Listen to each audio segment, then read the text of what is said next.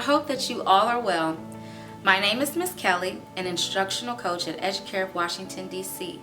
Now, as an educator and mother of two, I know firsthand the impact technology has on a child's social emotional well-being.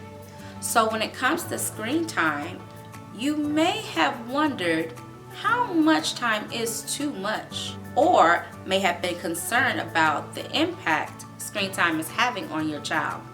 So today we're going to look at the effects screen time has on children and give you some fun, healthy alternatives that you can try.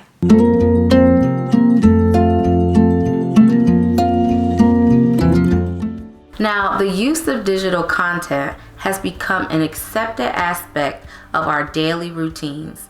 Children are now playing with phones, tablets, and computers just as much, if not more, than they play with toys or even go outside.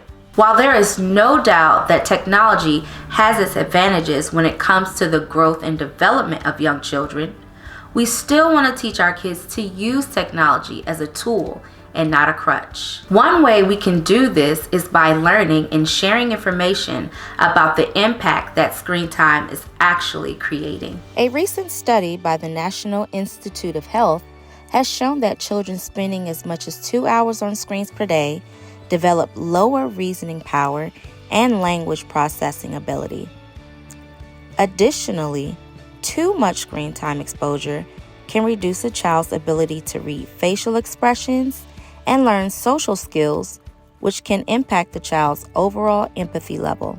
According to the American Academy of Child and Adolescent Psychiatry, it is recommended for children 2 to 5 to limit non-educational screen time to 1 hour per day and 3 hours on the weekend. There are so many things you can do with children in place of screen time.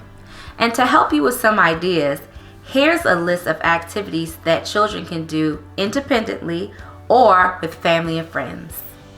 Reading books, arts and crafts, get outside, puzzles and board games, building block toys, journal writing, and last but not least, encourage them to help around the house. One creative way I get my children to help me around the house is having them help create a grocery list.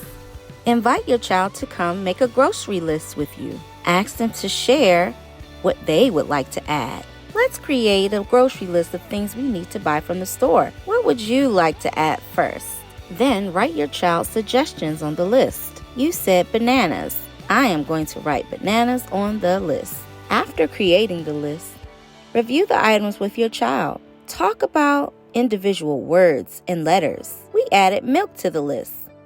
Milk starts with the letter M. Now, there are some children that have social skill deficits. For example, children with autism. And although they may prefer to do some activities that are more solitary, such as tablets, phones, and computers, we don't want to hinder their development.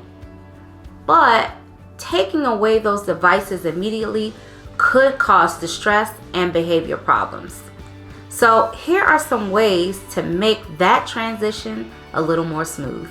Create a daily schedule and routine. A consistent schedule provides predictability by letting your child know what to expect throughout the day.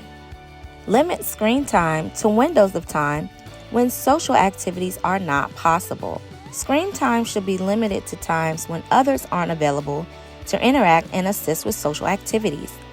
For example, caregivers may allow their child time on the tablet or computer while they are making dinner. Use a timer to indicate duration of screen time. Your child should know exactly how long she has to play with the device or watch a program. A timer can be used to indicate when screen time will end so your child knows what to expect. One of the most important things you can do to help children's social emotional development is by simply spending quality time with them. And remember, when it comes to screen time and technology, balance is key. Wishing you much wellness and thank you for all that you do. See you next time. This video was created with support from Substance Abuse and Mental Health Services Administration and the Children's National Early Childhood Mental Health Awareness Training Grant.